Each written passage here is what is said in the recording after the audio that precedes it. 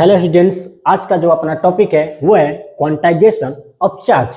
Last class में हमने conservation of charge देखा था और आज हम देखेंगे क्वांटाइजेशन ऑफ चार्ज। देखो, सबसे पहले तो तुम ये समझ लो कि इस क्वांटाइजेशन का मतलब क्या होता है।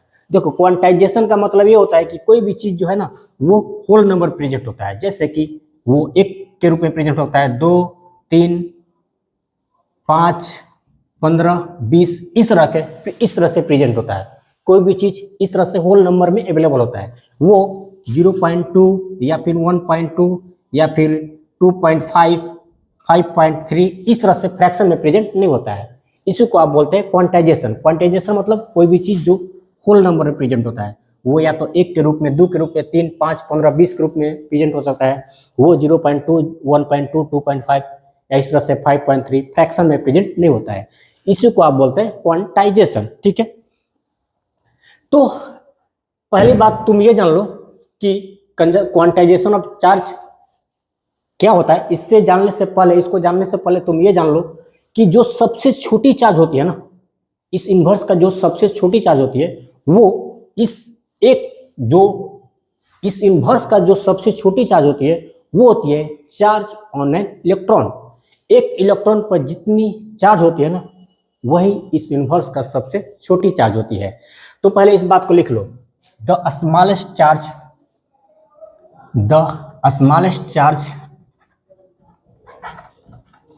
that can be exist independently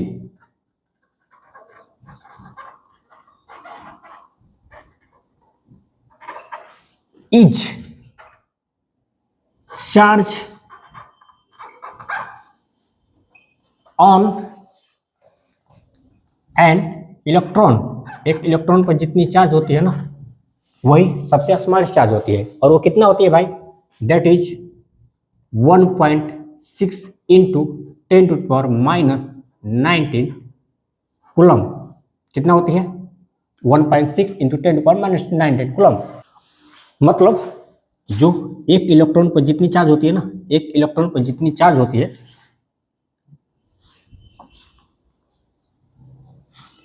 एक इलेक्ट्रॉन पर जितनी चार्ज होती है वही सबसे स्मॉलेस्ट चार्ज होती है। ओके, और इसी स्मॉलेस्ट चार्ज को हम बोलते हैं फंडामेंटल चार्ज। इसी एक इलेक्ट्रॉनिक चार्ज को हम बोलते हैं फंडामेंटल चार्ज। इसको क्या बोलते हैं? दिस इज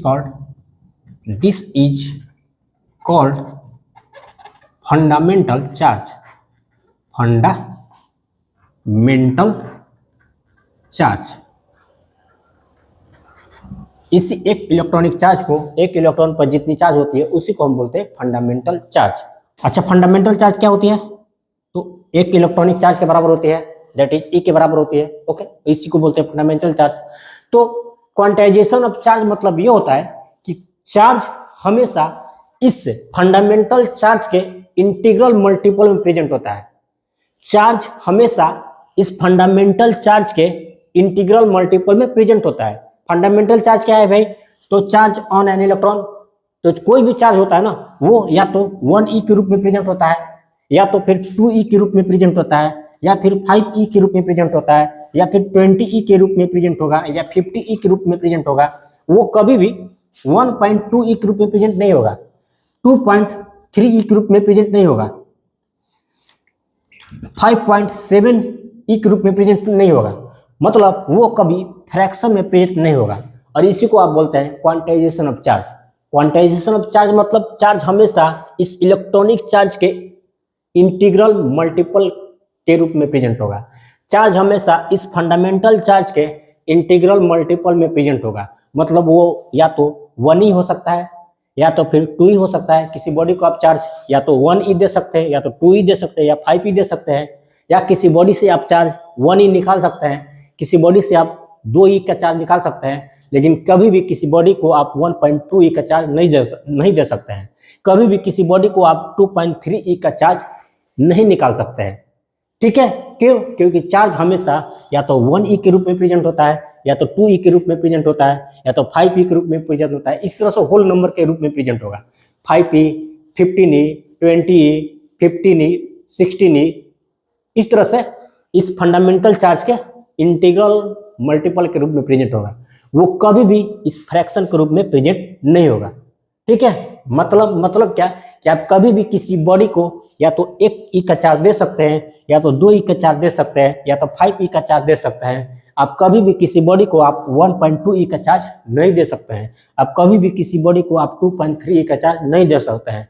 या फिर कभी भी आप किसी बॉडी से 1 e का चार्ज निकाल सकते हैं, या 2 e का चार्ज निकाल सकते हैं, 5 e का चार्ज निकाल सकते हैं, लेकिन कभी भी किसी बॉडी से आप 1.2 e का चार्ज नहीं निकाल सकते हैं, 2.3 का चार्ज नहीं निकाल सकते हैं। क्यों? क्योंकि चार्ज हमेशा इस फंडामेंटल चार्ज के इंटीग्रल मल्टीपल में प्रेजेंट होता है, वो कभी भी फ्रैक्शन के रूप में प्रेजेंट नहीं होता है, और इसी को हम बोलते हैं quantization of charge.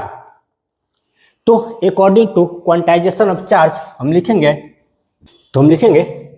Quantization of charge means quantization of charge means charge can be present in the integral multiple of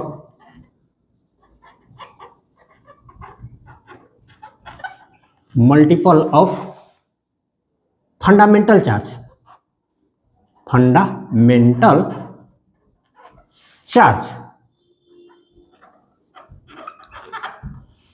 मतलब चार्ज या तो 1 ही हो सकता है, 2 ही हो सकता है, 5 ही हो सकता है, 20 ही हो सकता है, वो कभी भी 1.2, 2.3, 5.4 इस तरह से फ्रैक्शन में नहीं प्रेजेंट हो सकता है। ठीक है, आपको हमने अच्छे से उदाहरण के साथ बता दिया। ओके, चलिए अब तो एक और बात जान लीजिए कि इस इन्वर्स का सबसे छोटा जो चार्ज होता है ना, वो क्या होता है कि चार्ज ऑन एन इलेक्ट्रॉन। किसी इलेक्ट्रॉन पर जो चार्ज होती है ना, वही इस इन्वर्स का सबसे छोटा चार्ज होती है। ओके, तो the smallest charge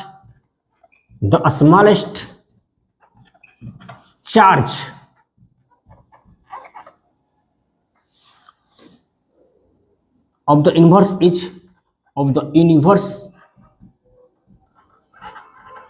is the charge on an electron.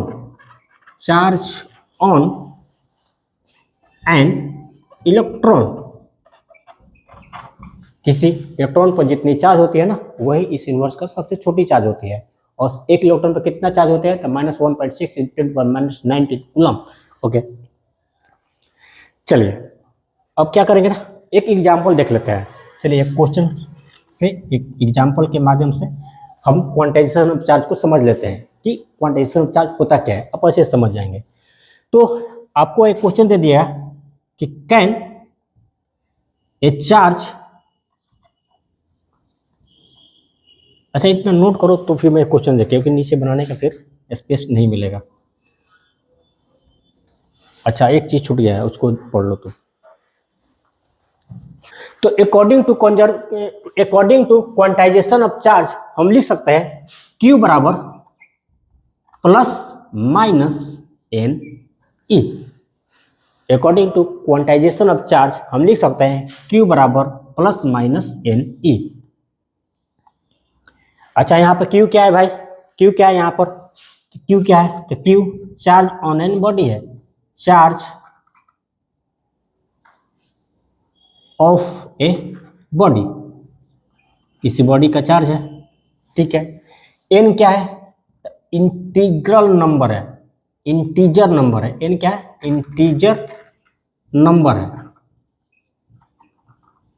मतलब n या तो 1 होगा, या 2 होगा, या 3 होगा, इस तरह से 4, 5, 6, 7, 8 होल नंबर में होगा। ओके, ये 1.2, 2.3, 4.6 इस तरह से n नहीं होगा। ओके, और E क्या है भाई, तो चार्ज ऑन एन इलेक्ट्रॉन है, चार्ज ऑन, E क्या है, चार्ज ऑन एन इलेक्ट्रॉन। तो according to quantization of charge हम लिख सकते हैं Q बराबर ±NE, जहां पर Q क्या है, चार्ज ऑन एन बॉडी है, n क्या है, तो इंटीजर नंबर है, दैट इज 1 2 3 4 5 6 7 8। ये n कभी 1.2 थ्रू 2.3 फ्रैक्शन में प्रेजेंट नहीं हो सकता है। ई क्या है, तो चार्ज ऑन एन इलेक्ट्रॉन है। ओके, तो ठीक है, इतना आप नोट कीजिए। उसके बाद एक एग्जांपल से समझते हैं कि क्वांटाइजेशन ऑफ चार्ज क्या होती है। चलिए एक एग्जांपल देखते हैं। आपके सामने एक क्वेश्चन है कि can a charge of 8 into 10 to the power minus 18 coulomb 8 into 10 to the power minus 18 coulomb given to a body, given to a body। क्या आप किसी बॉडी को 8 into 10 to the power minus 18 coulomb का charge दे सकते हैं? Okay, तो आप किसी बॉडी को कितना चार्ज दे सकते हैं या आप किसी बॉडी से कितना चार्ज निकाल सकते हैं, ये कौन तय करता है? Quantization of charge. तो हम जानते हैं according to quantization of charge Q बराबर क्या होता है भाई? Plus minus N E. अभी तो हमने पढ़ा according to quantization of charge Q बराबर प्लस माइनस एन ई, जहाँ पे क्यू क्या था? Charge on a body, N क्या था? Integer number, and E is the charge on an electron. Q क्या भाई? तो चार्ज ऑन एन बॉडी, किसी बॉडी पर कितना चार्ज देना है हमको? तो 8 into 10 to the power minus 18 coulomb. तो क्यू के जगह पर लिखेंगे हम 8 into 10 to the power minus 18 coulomb. ठीक है, चलिए कूलम हटाइए, लास्ट में लिख लेंगे। इज इक्वल टू लिखेंगे एन क्या है भाई? इंटीजर नंबर है, तो इसको हम ऐसे छोड़ देते हैं, एन को ऐसे छोड़ देते हैं। ओके, ई क्या है? Charge on electron. अच्छा, एक इलेक्ट्रॉन पर कितनी चार्ज होती है भाई? तो वो होती है 1.6 into 10 to the power minus 19 coulomb. आप भी बोलते रहिए साथ साथ, ओके, बोलना जरूरी है, एनर्जी बनी रहती है। तो यहाँ से एन बराबर लिख सकते हैं हम, कितना आएगा भाई बताइए? 8 into 10 to the power minus 18 upon में 1.6 into 10 to the power minus 19। Okay, और इसको आप सॉल्व करेंगे ना, ये कितना आ जाएगी? तो आ जाएगा ये 50। तो एन बराबर अपना कितना आया? 50 आया। एन बराबर कितना है? 50 आया। अच्छा, ये 50 क्या है? इंटीजर नंबर है ना? यस, हमने देखा था पहले ही कि एन यहाँ पर क्या था? इंटीजर नंबर है, मतलब एन या तो 1 हो सकता है, 2 हो सकता है, 5 हो सकता है, 10 हो सकता है, 50 हो सकता है, 500 हो सकता है, 5000 हो सकता है। ओके, मतलब एक इंटीजर नंबर ही हो सकता है। तो यदि यहाँ पर n एक इंटीजर नंबर आ गया ना, मतलब एक होल नंबर आ गया ना, मतलब किसी बॉडी को आप इतना चार्ज दे सकते हैं। ओके, ये अगर यहाँ पर n आ जाता, मान लो n आ जाता 50.7 आ जाता, या फिर n आ जाता तुम्हारा 1.2, मतलब आप इतना चार्ज किसी बॉडी को नहीं दे सकते हैं। कब? जब n फ्रैक्शन में आ जाता है। लेकिन यहाँ पर n फ्रैक्शन में नहीं आया ना, यहाँ पर n तो कितना आया? 50 आया। एक होल नंबर है, एक इंटीजर नंबर है, मतलब आप इतना चार्ज किसी बॉडी को दे सकते हैं। ओके, ये बातें हमने क्वांटाइजेशन ऑफ चार्ज के से अच्छी तरह से जान लिया। यस भाई, किसी बॉडी को आप कितना चार्ज दे सकते हैं या फिर किसी बॉडी से आप कितना चार्ज निकाल सकते हैं। ओके बच्चों, तो ठीक है, देखो ये था क्वांटाइजेशन ऑफ चार्ज। देखो, जब तुम कोई भी कार्य प्रारंभ करते हो ना, तो तुम्हारे परिवेश में, तुम्हारे इन्वायरमेंट में, तुम्हारे आसपास बहुत सारी चीजें घटित हो रही होती है। तुम्हारे मन के अंदर, तुम्हारे बाहर, तुम्हारे इन्वायरमेंट में बहुत सारी चीजें घटित हो रही होती है। लेकिन आपका काम है क्या? सारी चीजों से ध्यान हटा करके अपने काम पर लगाना, अपने काम पर लगाना। और तुम्हारा काम क्या है? खाना पीना सोना नहीं, लेक्चर देख लेना, मोबाइल देखना नहीं। तुम्हारा काम है सिर्फ पढ़ना। क्यों? क्योंकि यू आर स्टूडेंट, तुम स्टूडेंट हो, तो तुम्हारा काम है सिर्फ पढ़ना। तो जब तुम पढ़ाई स्टार्ट करते हो ना, तो तुम्हारे आसपास परिवेश में बहुत सारी चीजें हो रही होती है। तुम ये बात तो अच्छे से जानते हो कि भाई गलत चीजों से दूर रहना है। ठीक है, बहुत अच्छी बात है, गलत चीजों से दूर रहना है। लेकिन गलत का डिफिनेशन क्या है? गलत का डिफिनेशन क्या है? चोरी करना है। यस, चोरी करना गलत है, लेकिन इतना ही डिफिनेशन तुम्हारे लिए नहीं है काफी। इतना ही डिफिनेशन तुम्हारे लिए काफी नहीं है। चोरी करना गलत है और भी बहुत सारी चीजें गलत है, लेकिन इतना ही डिफिनेशन नहीं है काफी तुम्हारे लिए। तुम स्टूडेंट हो ना, तुम्हारे लिए गलत वो है कि कोई भी कार्य जो तुमको तुम्हारे पढ़ाई से दूर कर रही है ना, कोई भी कार्य जो तुमको तुम्हारे पढ़ाई के फोकस से दूर कर रही है ना, तुम्हारे फोकस से दूर कर रही है ना, वो तुम्हारे लिए गलत है। वो चाहे वो सही कार्य क्यों नहीं हो। इस समाज में बहुत सारी चीजें, सोशल वर्क है, तुम समाज सेवा करने निकल जाते हो ना, तुम पढ़ाई छोड़ करके समाज सेवा करने निकल जाओ, तुम गलत हो, तुम गलत हो। क्योंकि तुम पढ़ाई तुम्हारी जीवन है, तुम जिंदा हो तभी तो किसी को सहायता करो ना। अगर जीवित ही ना होते तो किसी की सहायता कर पाते क्या। और तुम चाहते हो कि तुम जानते हो कि तुम्हारा जीवन हो, तो बोल पाते हो, खा पाते हो, सो पाते हो, तो तुम जिंदा हो, तुम्हारा वही जीवन है। नहीं, तुम्हारा जीवन तुम्हारा पढ़ाई है। और जिस दिन तुमने पढ़ाई छोड़ दिया ना, तो तुम नाम मात्र के जिंदा हो, यदि तुम स्टूडेंट हो। तो पढ़ाई किसी भी कीमत में मत छोड़ना। सही कार्य, समाज सेवा भी तुम्हारे लिए बेकार चीज है। सर क्या बात करते हो, समाज सेवा कभी बेकार हो सकती है क्या? यस, अभी तुम्हारे लिए बेकार हो सकती है। तुम नीट का प्रिपरेशन कर रहे हो, तुम जेई का प्रिपरेशन कर रहे हो, तो जब तक तुम अपनी एग्जाम को क्वालिफाई नहीं कर रहे हो ना, जब तक तुम अपनी गोल को अचीव नहीं कर लो ना, तो यही तुम्हारे लिए सबसे बड़ी समाज सेवा है, यही तुम्हारे लिए सबसे बड़ी देश की सेवा है। इसके अलावा सारे सही कार्य भी तुम्हारे लिए गलत है। यही इसीलिए मैं बोला ना, ये गलत का डिफिनेशन भी तो जानो क्या होता है। झूठ बोलना या फिर आवारागिरी करना, यही गलत नहीं है भाई। एक स्टूडेंट के लिए बहुत सारी चीजें गलत होती है, हर वो काम गलत है जो उनको उनके पढ़ाई से दूर कर रही है, चाहे वो समाज सेवा ही क्यों नहीं हो। ठीक है, तो सर खाना खाना भी पढ़ाई से दूर कर देती है हमको। तो जो तुम्हारे लिए, तुमको लगता है कि खाना खाना पढ़ाई से दूर कर रही है, लेकिन खाना खाना तुम्हारी पढ़ाई को सहायता कर रही है। खाओगे, मजबूत रहोगे, स्वस्थ रहोगे, तभी तो तुम पढ़ोगे ना। सर नींद भी 8 घंटा का नींद लेते हो, 5 घंटा का नींद, 7 घंटा का नींद लेते हो, पढ़ाई से दूर कर देती है। वो पढ़ाई से दूर नहीं कर रही हो, तुमको पढ़ाई के पास ले जा रही है। क्योंकि तुम रिलैक्स हो गए, तुम्हारे माइंड शांत हो गए, विश्राम करोगे, तभी तो नेक्स्ट डे पूरी एनर्जी के साथ पढ़ाई कर पाओगे। तुम सोओगे नहीं, विश्राम लोगे नहीं, अपने माइंड को विश्राम दोगे नहीं, रिलैक्स नहीं लोगे, कैसे पूरी एनर्जी से पढ़ाई कर सकते हो। तो ये सब जो फंडामेंटल चीज़ है ना, वो तुमको पढ़ाई से दूर नहीं करते। खाना खाना, सोना, या फिर कभी पढ़ते पढ़ते बहुत सारे उब गए तो कोई मनोरंजन की चीज़ कर लेना, वो पढ़ाई से दूर नहीं करते हो, तुमको पढ़ाई के पास ले जाती है। क्योंकि तुम रिफ्रेश होने के लिए वैसा कर रहे होते हो।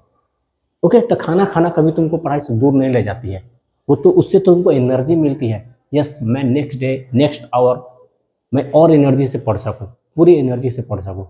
ओके, तो तुम जब कोई भी कार्य स्टार्ट करते हो ना, तो बहुत सारी चीज़ें, बाधाएं तुम्हारे अंदर, तुम्हारे बाहर, बहुत सारी चीज़ें आती रहती है, बहुत सारी चीज़ें घटित होती रहती है, सही चीज़ भी और गलत चीज़ भी।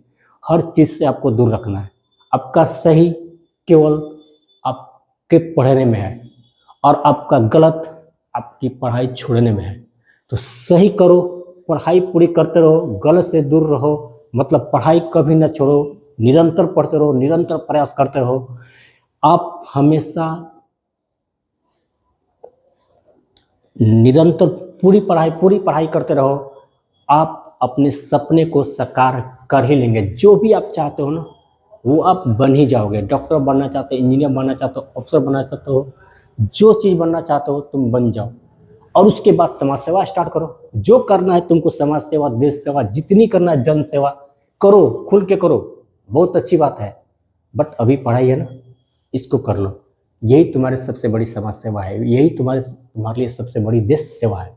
जितनी ईमानदारी से पढ़ोगे ना, जितनी ऊर्जा से पढ़ोगे ना, जितनी अच्छे से पढ़ोगे ना, जितनी कंटिन्यूटी से, जितनी फोकस के साथ पढ़ोगे ना, वही तुम्हारे लिए, तुम्हारे देश की सबसे बड़ी सेवा हो। ठीक है बच्चों, तो यदि आप भी चाहते हो ना कि अपने देश के लिए बड़ी सेवा करूं, समाज के लिए कुछ करूं, तो पढ़ाई पूरी करो, और अभी केवल पढ़ाई ही करो। ठीक है बच्चे, पढ़ाई करते रहिए, निरंतर पढ़ाई करते रहिए, पूरी फोकस के साथ, पूरी एनर्जी के साथ पढ़ाई करते रहिए। मिलेंगे हम नेक्स्ट लेक्चर में। Wish you all the best.